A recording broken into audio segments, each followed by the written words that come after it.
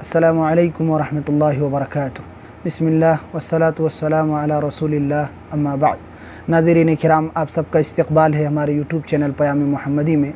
नाज़रीन किराम, हमारी आज की नशिस्त इंतहाई अहम है, वो इस वजह से कि आज एक बहुत ही अहम मौजू लेकर आपकी खिदमत में हाज़िर हुआ हूँ। हुज्जाज जो हज के लिए आते हैं उमूमन बड़ी दिक्कतों का सामना होता है और बहुत से दफ़ा ऐसे सुनने का मौका मिला है कि वो हज तो करने के लिए आते हैं लेकिन सही तरीके से वो हज की अदायगी नहीं कर पाते हैं, बल्कि उनसे गलतियां होती हैं। आमाल की अंजामदेही में वो गड़बड़ी करते हैं, जिसकी वजह से वो कमा हक़्क़हू इस फ़रीज़े की अदायगी नहीं कर पाते हैं। तो आज हम आपके सामने ये कोशिश करेंगे ज़िक्र करने की कि हज कैसे करेंगे, उसके आमाल क्या हैं और कौन से आमाल किस वक्त अंजाम देने हैं। नाज़रीन किराम, हज जो हुज्जाज करने के लिए आते हैं मक्का मुकर्रमा में, तो वह हज तीन तरीके का होता है। एक हज क़िरान है, जिसमें हज और उम्रा की एक साथ नियत की जाती है, अल्लाहुम्मा लब्बैक हज्जन व उम्रा। और दूसरी जो किस्म वो है हज इफ़राद, जिसमें सिर्फ़ हज की नियत की जाती है। और तीसरी किस्म है वो है हज तमत्तु, जिसमें पहले हाजी उम्रा की नियत करते हैं, उम्रा अदा करते हैं और उसके बाद जब हज का वक्त आता है तो हज की अदायगी करते हैं। इन तीनों किस्मों में से जो उमूमन बाहर से लोग आते हैं वो हज तमत्तु करते हैं, क्योंकि उसमें सहूलत भी है और वो सबसे अफजल हज भी है कि नबी सल्लल्लाहु अलैहि वसल्लम ने उसको बेहतर करार दिया है। आज की इस गुफ्तगू में हम यही आपकी खिदमत में पेश करेंगे कि हज तमत्तु का तरीक़ा क्या है, क्योंकि उमूमन जो हिंदुस्तान पाकिस्तान वगैरह से हुज्जाज आते हैं हज करने के लिए वो हज तमत्तु करते हैं, क्योंकि उसमें वहाँ से हदी का जानवर लाने की ज़रूरत पेश नहीं आती है, यहीं सिर्फ़ ख़रीद लिया जाता है और कुर्बानी कर दी जाती है। तो आइए आज हम हज तमत्तु का तरीक़ा आपकी खिदमत में पेश करेंगे। और हज तमत्तु, जैसा कि हमने ज़िक्र किया कि आदमी हज करने वाला हाजी पहले उम्रा की नीयत से वहाँ से तशरीफ़ लाएगा, उम्रा करके मुकम्मल तौर पर हलाल हो जाएगा, आम लिबास पहनने लगेगा, सारी चीज़ें उसके लिए हलाल हो जाएंगी और फिर वो इंतज़ार करेगा हज के असल अय्याम आने तक का। और जब हज के दिन आएंगे तो फिर दोबारा वो हज की नीयत करेंगे और हज के आमाल को अंजाम देंगे। तो इस तरीके से बीच के अय्याम में उनके लिए सारी पाबंदियां ख़त्म हो जाएंगी, एहराम को उतार देंगे, सारी चीज़ें उनके लिए हलाल हो जाएंगी। तो इसमें बड़ी सहूलत है।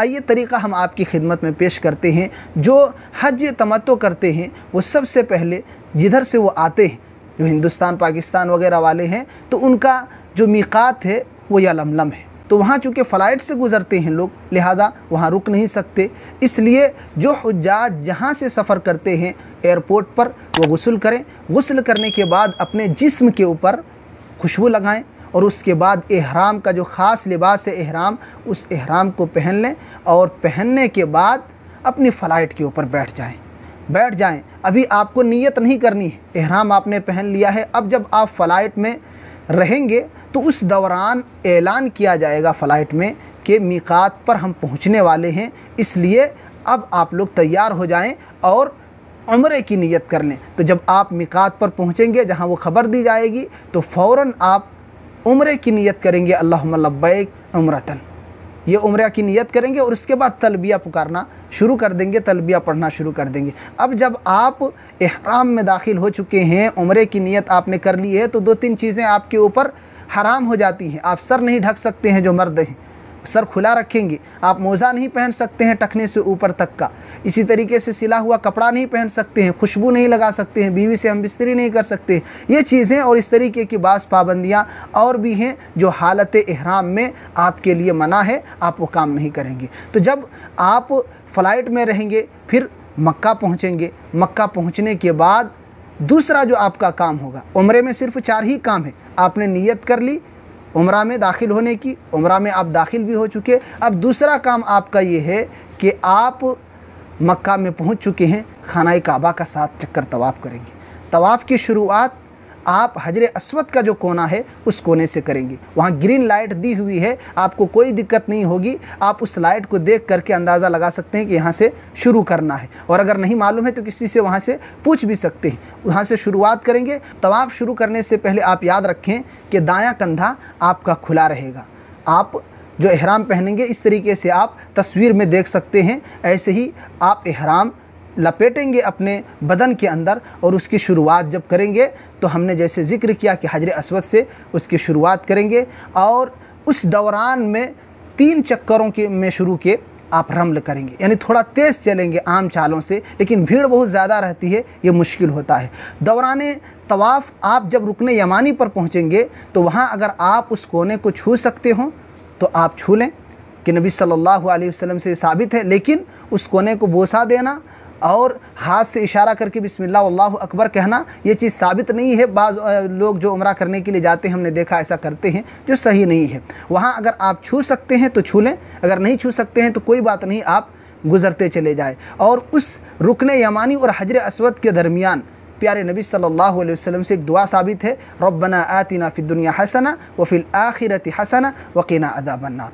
तो जब भी आप तवाफ़ के दौरान वहाँ से गुज़रें तो उस दुआ को वहाँ पढ़ने का एहतमाम करें। और फिर जब आप हजर अस्वद के पास पहुँचेंगे तो हजर अस्वद का बोसा देना भी साबित है, छू भी सकते हैं अगर छू पाएँ तो, और अगर नहीं छू सकते हैं तो लकड़ी वगैरह से अगर वहाँ तक पहुँच सकते हैं, लकड़ी से छू सकते हैं तो उससे इशारा करें। अगर वो भी नहीं कर सकते हैं, भीड़ चूँकि बहुत ज़्यादा होती है, बहुत मुश्किल हो जाता है और लोग बड़ी ज़बरदस्ती करते हैं, एक मुस्तहब अमल के लिए एक हराम काम का इर्तिकाब करते हैं कि लोगों को तकलीफ़ पहुँचाते हैं, इज़ाए देते हैं जो मुनासिब नहीं है। तो आप दूर से इशारा करें, बिस्मिल्लाह अल्लाहु अकबर कहें, हाथों से इशारा करें और फिर अपने तवाफ़ को जारी रखें। तो इस तरीके से आप 7 चक्कर तवाफ़ करेंगे। आपने शुरुआत की थी हजर अस्वद के कोने पर, हर चक्कर में आप जब वहाँ पहुँचेंगे तो वही करेंगे, हाथ उठाएंगे, बिस्मिल्लाह अल्लाहु अकबर कहेंगे, अगर पहुँच सके, बोसा दे सके, छू सके तो बड़ी अच्छी बात है, जाकर के बोसा दे लेंगे, छू लेंगे, वरना फिर आपके तवाफ़ का सिलसिला जारी रहेगा।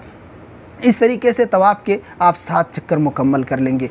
तवाफ़ मुकम्मल करने के बाद अब आपने कंधे को जो खुला रखा था, अब पूरे कंधे पर आप कपड़े को लपेट लें जैसे आपको मुनासिब समझ में आए, और मकाम इब्राहीम हजर अस्वद में जहां आपने ख़त्म किया था उससे चंद कदम आगे जब आप बढ़ेंगे तो मकाम इब्राहीम वो बना हुआ है, आप उसके पीछे जाकर के 2 रकात नमाज अदा करेंगे। पहली रकात में सूरह फातिहा के बाद कुल या अय्युहल काफिरून पढ़ेंगे और दूसरी रकात में सूरतुल फातिहा के बाद सूरतुल इखलास कुल हुवल्लाहु अहद पढ़ेंगे। और अगर वहाँ जगह ना मिले तो जिधर भी आसपास में जगह मिले आप वहाँ 2 रकात नमाज अदा करेंगे। आपको दुआएं करनी है, दुआएं कर लें, और उसके बाद वहीं से बगल में थोड़े चंद कदम और आगे जाएंगे तो सफ़ा मरवा की तरफ जाने का वो रास्ता मौजूद है, वहाँ अलामतें लगी हुई हैं और लिख करके भी बताया गया है। तो आसानी के साथ आप उधर जब चलेंगे तो सफ़ा की जानिब आप चल निकलेंगे। जब सफ़ा की जानिब आप सफ़ा पहाड़ी पर चढ़ने लगेंगे तो प्यारे नबी सल्लल्लाहु अलैहि वसल्लम से एक दुआ साबित है कि ये पढ़ें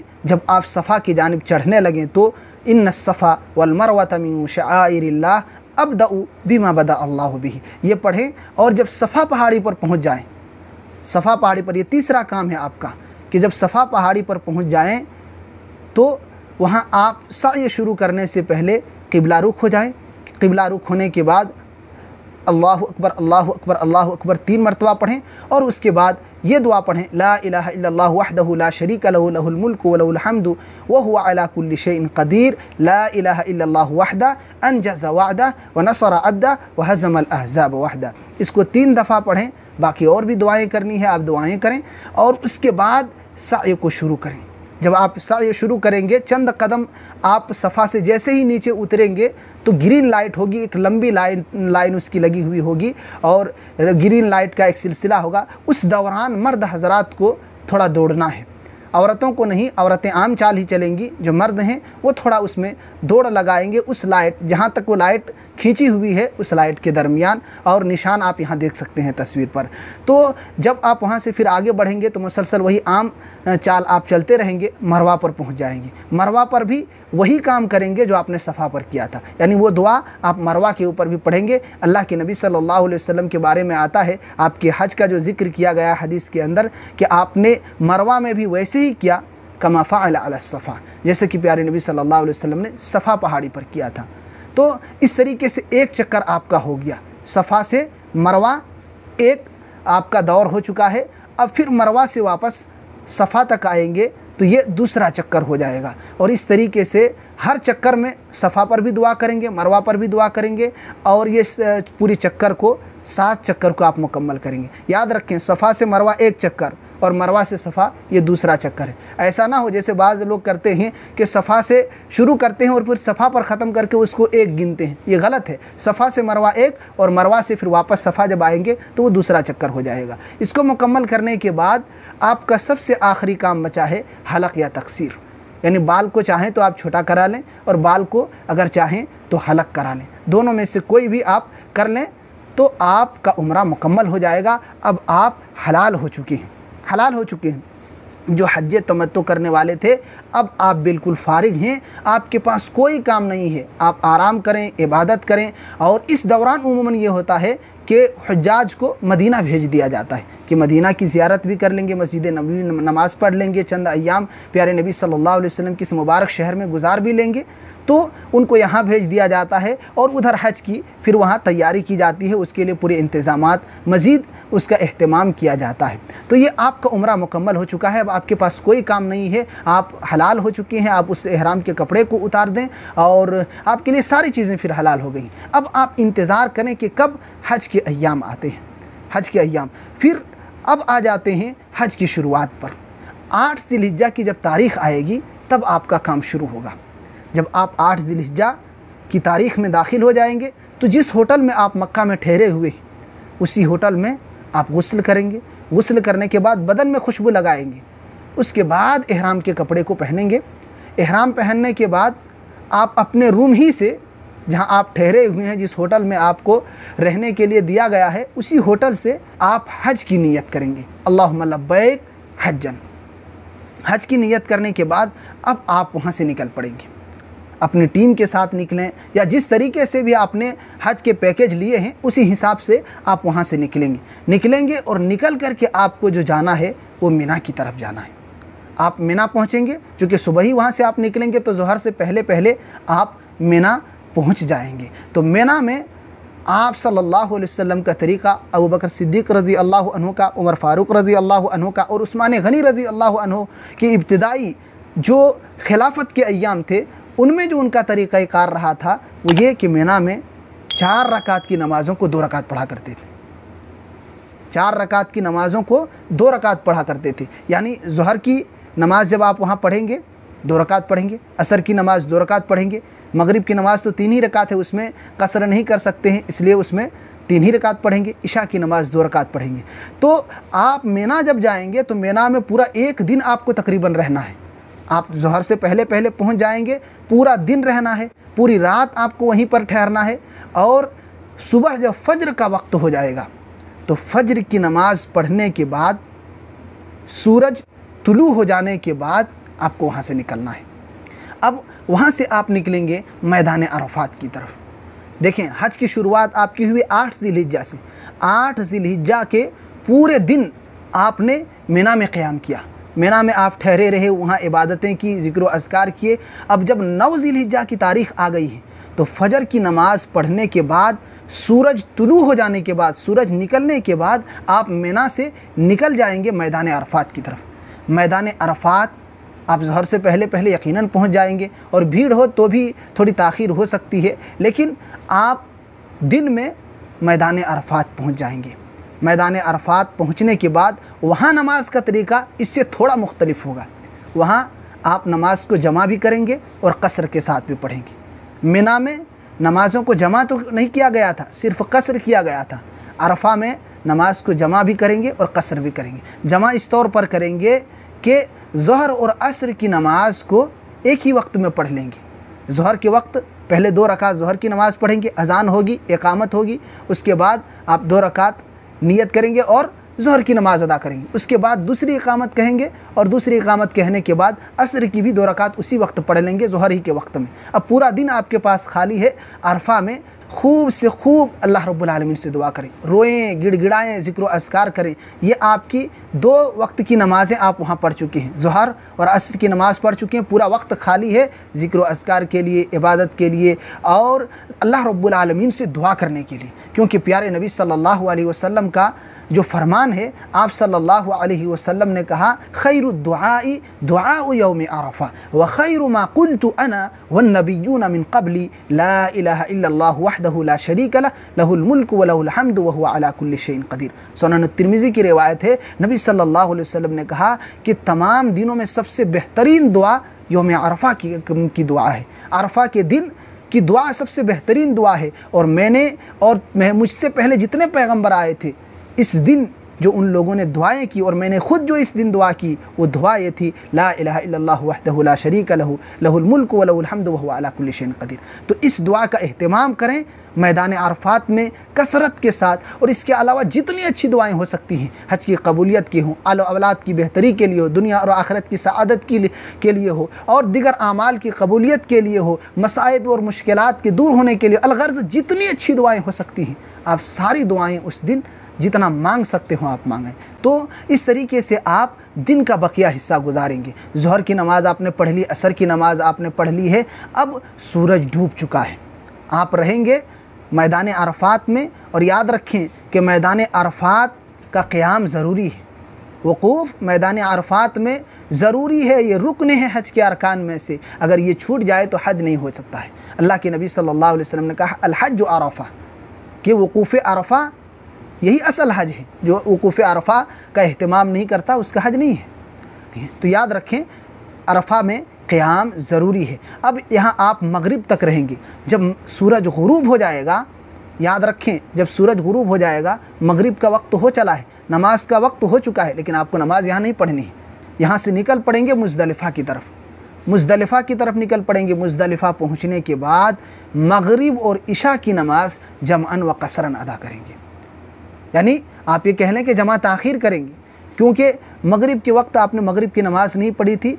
जब इशा के वक्त या उससे के बाद जब भी आप वहाँ पहुँचेंगे रात के किसी भी हिस्से में, तो सबसे पहले आप मगरिब की 3 रकात नमाज़ अदा करेंगे और उसके बाद इशा की 2 रकात नमाज़ अदा करेंगे। तो मुज़दलिफ़ा में आपके सिर्फ़ यही 2 काम हैं कि आप मगरिब और इशा की नमाज़ वहाँ अदा करेंगे और उसके बाद सो जाएंगे। उसके बाद सो जाएंगे, क्योंकि प्यारे नबी सल्लल्लाहु अलैहि वसल्लम का यही तरीक़ाकार था। रावी हदीस सहाबी रसूल फरमाते हैं कि नबी सल्लल्लाहु अलैहि वसल्लम ने मगरिब और इशा की नमाज़ मुज़दलिफ़ा में पढ़ी, तुम इस्तजा, फिर आप सल्लल्लाहु अलैहि वसल्लम सो गए हत्ता तला अल फज्र, यहाँ तक कि फ़ज्र तुलू हो गया। या तो हुज्जाज भी यही तरीक़ा इख्तियार करेंगे कि वो मुज़दलिफ़ा में नमाज़ पढ़ने के बाद वो सो जाएंगे, क्योंकि सोना यहाँ बहुत ज़रूरी है। सोना यहाँ बहुत ज़रूरी है, क्योंकि सुबह आपके पास बहुत से काम हैं। सबसे ज़्यादा काम आपको जो करने हैं वो अगली सुबह करने हैं, क्योंकि 4 काम है 10 ज़िलहिज्जा को। इसलिए आप रात में आराम नहीं करेंगे तो सुबह आपके लिए दुश्वारी पेश आ सकती है। लिहाजा आप फ़ौरन सो जाएं और फजर के वक्त उठें, फजर की नमाज़ पढ़ें, उसके बाद ज़िक्र अस्कार करें। ज़िक्र अस्कार करने के बाद जब सवेरा हो जाए, सुबह बिल्कुल वाज़ेह हो जाए और तुलू सूरज ना हुआ हो, सूरज के तुलू होने से पहले, सूरज निकलने से पहले आप मुज़दलिफ़ा से निकल जाएंगे। मुज़दलिफ़ा से निकल जाएंगे मिना की तरफ। आ गई है 10 ज़िलहिज्जा की तारीख़। 10 ज़िलहिज्जा की तारीख़ 8 को हम मिना के अंदर थे, 9 को हमने मैदान अरफात में पहुँचे और 9 ही तारीख़ को हम मैदान अरफात की सूरज गुरूब होने के बाद मुज़दलिफ़ा की तरफ आए थे और मुज़दलिफ़ा में पूरी रात रहे। 10 ज़िलहिज्जा को हम वापस मिना में तशरीफ़ ले आए और 10 ज़िलहिज्जा को कई एक काम हैं, 4 बड़े बड़े काम हैं। सबसे पहले जब आप उधर से आएंगे तो मिना में आपको जमरा अक़बा को कंकड़ी मारनी है। 7 कंकड़ियाँ सिर्फ जमरा अक़बा को, 7 कंकड़ियाँ मारेंगे, हर एक कंकड़ी के साथ अल्लाहु अकबर कहेंगे। और याद रखिए कि लोग दीवार को मारने का अहतमाम करते हैं, वो नहीं।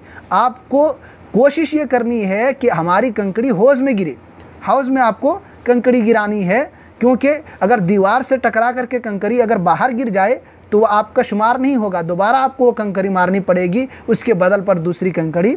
लेकिन आपको अगर हाउस में गिरा दिए, दीवार में अगर नहीं लगा तो कोई हरज की बात नहीं। तो इसका यकीनन एहतमाम किया जाए और इस जानिब तवज्जो दी जाए। उसके बाद आप आगे निकलेंगे। दूसरा जो आपका काम है वो है हदी की कुर्बानी। जो जानवर आप कुर्बान करना चाहते हैं, जो हज में आप कुर्बानी का इरादा रखते हैं, जिस जानवर के कुर्बान करने का, उसकी कुर्बानी करें। तो अब तो ये आसान हो गया है, आप सिर्फ पैसे इकट्ठा करके दे दें और हुकूमत की जानिब से उसका इंतज़ाम किया जाता है, जहां कुर्बानी कर दी जाती है और तरतीबवार अपने हिसाब से वो कुर्बानी को अंजाम देते हैं। तो ये दूसरा काम, ये दूसरी ड्यूटी आपकी ख़त्म हो गई। तीसरा काम जो आपका बचा है वो है हलक या तकसीर। तो बेहतर ये है कि आप हलक करें, क्योंकि प्यारे नबी सल्लल्लाहु अलैहि वसल्लम ने हलक करने वालों के लिए 3 मरतबा मगफ़िरत की दुआ की। मुस्लिम शरीफ की रिवायत है, अल्लाहुम्मा मग़फ़िर लिल मुहल्लिक़ीन। सहाबा इकराम ने कहा, या रसूल अल्लाह वल मुक़स्सिरीन, क़ाला अल्लाहुम्मा मग़फ़िर लिल मुहल्लिक़ीन। आप सल्लल्लाहु अलैहि वसल्लम ने जब भी सहाबा इकराम पूछते कि अल्लाह के रसूल कसर कराने वालों के लिए, तो आप कहते अल्लाह ताला मग़फ़िरत फ़रमाए हलक करने वालों को। इस तरीके से 3 मरतबा आपने यही कलमात कहे। चौथे मरतबा में कहा वल मुक़स्सिरीन। तो बेहतर और अफजल ये है कि आदमी हज के मौके पर ख़ास तौर पर और उम्रे की अदायगी के वक्त भी कि वो हलक करें, अपने पूरे सर के बाल मुड़ाएं, और अगर हलक नहीं किए हैं तो दूसरा ये है कि वो तकसीर कर लें, अपने बाल को छोटे छोटे करा लें। ये तीसरा काम है। चौथा काम उनका ये है कि खाना काबा का 7 चक्कर तवाफ़ और सफ़ा और मरवा के दरमियान साई, ये काम भी चौथा काम उनका है कि तवाफ़ और साई वो करेंगे। इन 4 कामों में से 10 ज़िलहिज्जा को अगर वो कोई भी 2 काम कर लेते हैं तो तहल्लुल अव्वल उनको हासिल हो जाएगा। यानी अब वो इहराम के कपड़े को उतार सकते हैं, वो सारे काम कर सकते हैं जो पहले उनके लिए हराम थे, सिवाय ये कि वो बीवी से हम बिस्तरी नहीं कर सकते। तहल्लुल अव्वल उनको हासिल हो चुका है। और इस तरीके से ये 10 ज़िलहिज्जा के 4 काम हैं। सबसे पहले जमरे अक़बा को कंकड़ी मारेंगे, ये तरतीब जो मैं बता रहा हूँ। दूसरा ये है कि वो कुर्बानी करेंगे हदिये के जानवर को, और तीसरा ये कि वो हलक या तकसीर करेंगे, चौथा ये कि तवाफ़ व साई करेंगे। ये 4 काम हैं, और 4 में से कोई भी अगर 2 कर लेते हैं तो तहल्लुल अव्वल उनको हासिल हो जाएगा, और 2 काम और मुकम्मल करने के बाद वो हलाल हो जाएंगे। अब उनके पास सिर्फ़ एक ही काम बचा है 11, 12 और 13 तारीख को। वो ये है कि तमाम जमरात को वो कंकड़ी मारेंगे। यहाँ सारे काम अंजाम देने के बाद वो चले जाएंगे और 11 की रात वो मीना में गुजारेंगे। 11 की रात वो मीना में गुजारेंगे ताकि कंकड़ी मारने में और वहाँ तक पहुँचने में आसानी हो, क्योंकि भीड़ बहुत ज़्यादा रहती है। तो रात में वहाँ वो क़याम करेंगे, नमाज़ पढ़ेंगे, इबादत करेंगे, जो कुछ उनसे हो सकता है ज़िक्र अज़कार सब करेंगे। सुबह जब हो जाएगा तो सुबह उनको कंकड़ी नहीं मारनी है। ये फ़र्क याद रखें कि पहले दिन जो कंकड़ी मारेंगे यानी 10 ज़िलहिज्जा को, वो सुबह से शाम तक वक्त है, लेकिन बाकी के दिनों में जो कंकड़ी मारेंगे वो ज़वाल के बाद से मारेंगे। दोपहर के बाद से कंकड़ी मारने का वक्त शुरू होगा, यानी दोपहर से पहले सुबह के वक्त में कंकड़ी नहीं मारेंगे। तो 11 तारीख को भी हुज्जाज यही तरीका इख्तियार करेंगे कि ज़ोहर के बाद या ज़वाल के बाद वो कंकड़ी मारना शुरू करेंगे और तीनों जमरात को मारेंगे। तीनों जमरात को मारेंगे, 7-7 कंकड़ी, और हर एक के साथ अल्लाहु अकबर कहेंगे। और एक और चीज़ मैं यहाँ बताते चलूँ कि बच्चों को, बीमारों को, कमज़ोरों को लेकर के जाने की ज़रूरत नहीं है ऐसे मौके पर, कि नियाबत उनकी जानिब से वो कर सकते हैं। यानी उनके नाम की कंकरियाँ भी ले जितने आदत बन सकते हैं, और उन कंकरियों को लेकर के अपनी कंकरी मारे, फिर उनकी जानिब से उन कंकरियों को मार दे, तो इंशाअल्लाह ये अदायगी हो जाएगी उनकी जानिब से भी। तो उनको ले जाने की ज़रूरत नहीं है, नियाबत उनके जो अपने हैं कोई कर सकते हैं, ताकि वो ज़्यादा भीड़ भी ना हो और उनको तकलीफ़ भी वहाँ ना हो। तो 11 तारीख को भी 12 तारीख को भी यही करेंगे कि तीनों जमरात को 7-7 कंकरियाँ मारेंगे, और दोपहर के बाद से उसका वक्त शुरू होता है। और साथ ही साथ वो लोग जो काम काज करने वाले हैं या लोगों की खिदमत करने वाले हैं, जो वक्त वहाँ उनके लिए देना मुश्किल है, तो उनके लिए दुरुस्त ये है कि वो रात में भी कंकरियाँ मार सकते हैं, रात में भी कंकरियाँ मार सकते हैं। तो 11 और 12 को कंकड़ी मारने के बाद उनके लिए अब ये जायज़ है कि वो सफ़र कर सकते हैं, यानी वो अपने घर की तरफ रवाना हो सकते हैं। लेकिन बेहतर ये है कि 13 को भी कंकड़ी मार ली जाए, तो ये ज़्यादा अफजल और बेहतर है। 13 को कंकड़ी मारने के बाद 11, 12, 13 3 दिन कंकड़ियाँ मारना है, और तीनों दिन ज़वाल के बाद है, दोपहर के बाद से उसका वक्त शुरू होगा, और उससे पहले कंकड़ी मारना दुरुस्त नहीं है। ये 3 दिन जब कंकड़ी मार लेंगे तो आप मुकम्मल तौर पर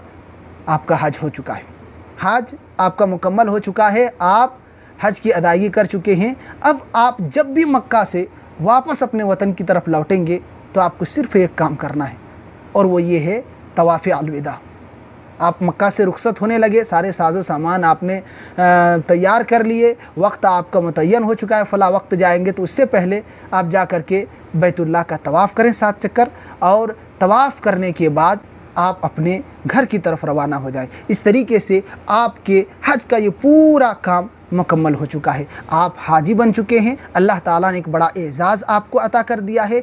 अब आपकी बकिया ज़िंदगी की ज़िम्मेदारी आपके ऊपर है कि उसको कैसे संवारते हैं, क्योंकि आपकी ज़िंदगी से गुनाह अब मिट चुके हैं। प्यारे नबी सल्लल्लाहु अलैहि वसल्लम ने कहा, मन हज वलम यरफुस वलम यफसुक रजअ कयौमिन वलदतहु उम्मुह, कि जो हज करता है और उस दौरान फ़िस्क़ व फ़ुजूर नहीं करता है, गलत बातें नहीं करता है और अल्लाह की नाफरमानी नहीं करता है, तो वो हज से ऐसे ही वापस लौटता है जैसे कि उसके माँ ने उसी दिन उसको जन्म दिया हो। तो आप गुनाहों से बिल्कुल पाक हैं, सारी गुनाहें आपके नामाए अमाल से ख़त्म हो चुके हैं। अब आपकी ज़िम्मेदारी है कि ज़िंदगी को कैसे ढालते हैं, कैसे ज़िंदगी में तब्दीली लाते हैं, अपने आप को कैसे बेहतर बनाते हैं और बकिया ज़िंदगी को कैसे संवार कर गुजारते हैं, गुनाहों से अपने आप को कैसे बचा करके रखना है। ये सब सारी चीज़ें आपकी ज़िम्मेदारी है। लिहाजा हुज्जाज से यही कहेंगे कि एक तो सही तरीके से हज करें और हज करने के बाद अपने हज के इस एजाज़ को बाकी रखने की कोशिश करें कि नामाए अमाल से सारे गुनाह अल्लाह ताला ने आपके मिटा दिए हैं। अब बकिया ज़िंदगी में अगर आप महफूज ना रह सके तो ये आपकी बदकिस्मती है। इसलिए अल्लाह ताला ने इतना बड़ा शर्फ़ अता किया है, अपनी ज़िंदगी में तब्दीली लाएँ हज के बाद, खुसूसन अल्लाह रब्बुल आलमीन की नाफरमानी से बचें और हमेशा उसकी रज़ामंदी वाले अमाल को अंजाम देने की कोशिश करें। तो ये हज का सही तरीक़ा था जो हमने आपकी खिदमत में पेश किया। अल्लाह ताला से दुआ है कि अल्लाह ताला जिन लोगों ने हज की अदायगी कर ली है उनके हज को तो शर्फ़ कबूलियत अता फ़रमा, और अल्लाह रब्बुल आलमीन हमें और दीगर तमाम मुसलमानों को भी इस फ़रीज़े की अदायगी की तौफ़ीक़ इनायत फरमा। आमीन। सुब्हान रब्बिका रब्बिल इज़्ज़ति अम्मा यसिफ़ून व सलामुन अलल मुरसलीन वल्हम्दुलिल्लाहि रब्बिल आलमीन।